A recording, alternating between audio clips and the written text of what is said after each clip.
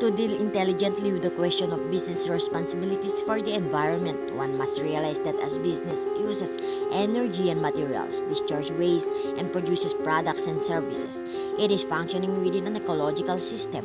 Great day everyone! We are the Group 5 who will discuss the Chapter 4, which is Business and Ecology.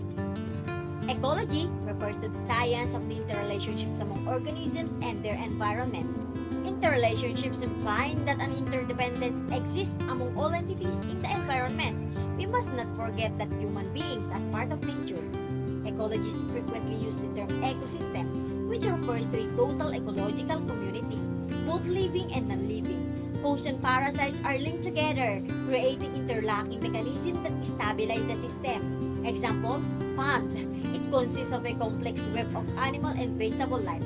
Suppose that the area where the pond is located experiences a prolonged period of drought or that during a period of excessive rainfall, plant pesticides begin to spill into it.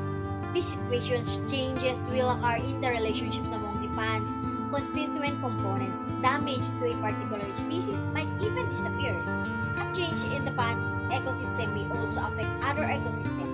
Homo sapiens possesses the power to upset dramatically the stability of natural ecosystems.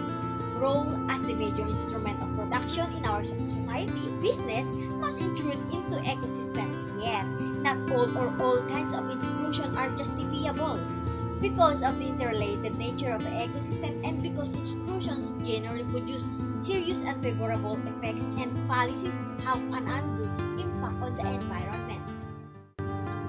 The dimension of sociological problems. The term sociological problems are typically used to describe social issues like crime, racism, poverty, pollution, and other issues that may harm or disturb society. Social issues including not having enough money for shelter will cause to homelessness, and an empty stomach will lead to malnutrition. The two key elements of sociological problems are objective and subjective elements. Objective element is either measured in some way or personally experienced, like poverty. It is the reality about limited access to food, healthcare, and education, while subjective element is the public concern regarding the specific issues of poverty, the desire to improve them, and to think that this is achievable. Understanding their perspective and determining what we can do to contribute to their emergence will help us better understand sociological problems and how to overcome them. Social structure is intended to fulfill people's basic needs and aspirations and carry out functions essential to the operation of society. The most important institutions in our society include the family, education, economy, politics, government, healthcare, organized religion, and the communications media. A major aspect of social structure is social stratification, which refers to inequality among people with regard to important social factors including access to education, income, property, power, and prestige. On the other hand, culture, which refers to the knowledge, ways of thinking, and shared understanding of behavior and physical objects that characterize people's way of life. This element is particularly important for understanding social problems, which are the values, norms, beliefs, symbols, and laws. Traditional business attitude regarding the environment have contributed to or made current environmental issues worse. Business had traditionally viewed the environment as a free, practically limitless good. In this situation, pollution and resources depletion are two sides of the same issue. Both entail utilizing finite natural resources, similar to how extraction uses up underground mineral or oil. Pollution depletes clean air and water resources. Among them is the inclination to see the natural world as a free and unlimited good. We don't need to think about the future in terms of exfoliating or wasting it. Environmental ethics is the study of relationship of human beings to, and also the value and moral status of environment. And environment ethics is to help us to have a moral decision that is beneficial to our Mother Earth, not to be destroyed. Supposed to putting out natural fire, calling feral animal, or destroying some individual member of overpolluted Indian species is necessary for the protection of the integrity of a centered ecosystem. It's normally acceptable for a farmer in non-industrial country to practice slash and burn techniques to clear area for agriculture.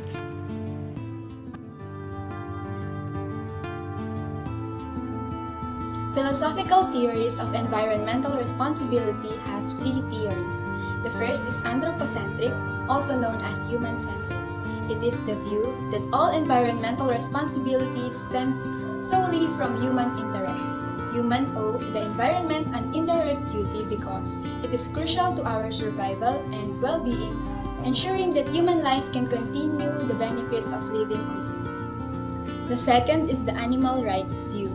It is based on the moral consideration we owe to animals. We give care, treat them right and equally. All animals deserve equal moral considerations just as humans do. The last is ecocentrism.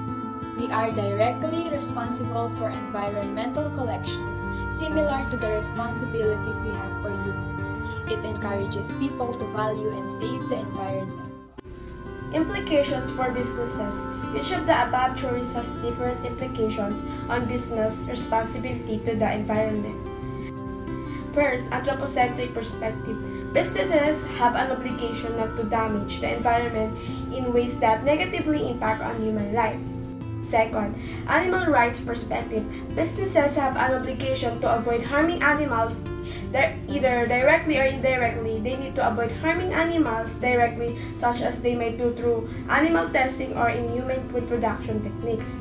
They need to avoid harming animals indirectly, such as they may do by destroying animal environments. Third, ecocentric perspective. Businesses have a direct obligation to protect the environment since it is wrong to harm members of the moral community and the environment is member of a moral community. Duties create obligations and expectations. The duties arise from various sources. All duties have a moral dimension. There are two basic forms of duties, the prohibitions and requirements. Prohibitions specify things we must not do, while requirements mandates specifying things we must do. Moral obligations arise from three sources. Laws. It is part of the assumed social contract of a civilized society. Promises. Honorable people and companies recognize and fulfill the moral obligation to do the things they agreed to do. Principles. It is a standard of conduct that exists irrespective of laws or agreements. There are some initiatives which can be taken by business enterprises for environmental protection. They should not dump their toxic waste product in rivers and streams. Adopt high standards of environmental protection. Sincere commitment by the top management of the business for environmental protection. Environmental protection is shared by all the employees of all divisions. Developing program for purchasing good quality raw materials using scientific techniques of disposal. Adapt to the laws and regulation assessed by the government. Participation in government programs relating to the management of hazardous substances. Assessment of pollution control, arrange workshops that give information about pollution control. And lastly, promoting green energy that reduces the use of fossil fuels.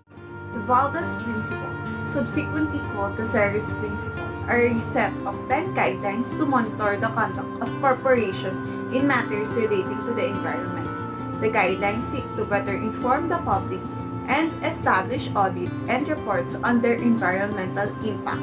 The 10 guidelines are protection of biosphere, minimize the release of any pollutant, sustainable use of nature resources, preserve biodiversity, reduction and disposal of waste, safe disposal of waste, wise use of energy, minimize energy efficiency of products, risk reduction, safe technologies, marketing safe products and services, minimize adverse environmental impact. Damage compensation, compensate the person who are adversely affected by any harm to the environment. Disclosure to employees and to public. Environmental directors and managers, monitoring and reporting efforts. Assessment and audit, an annual self-evaluation of progress by public.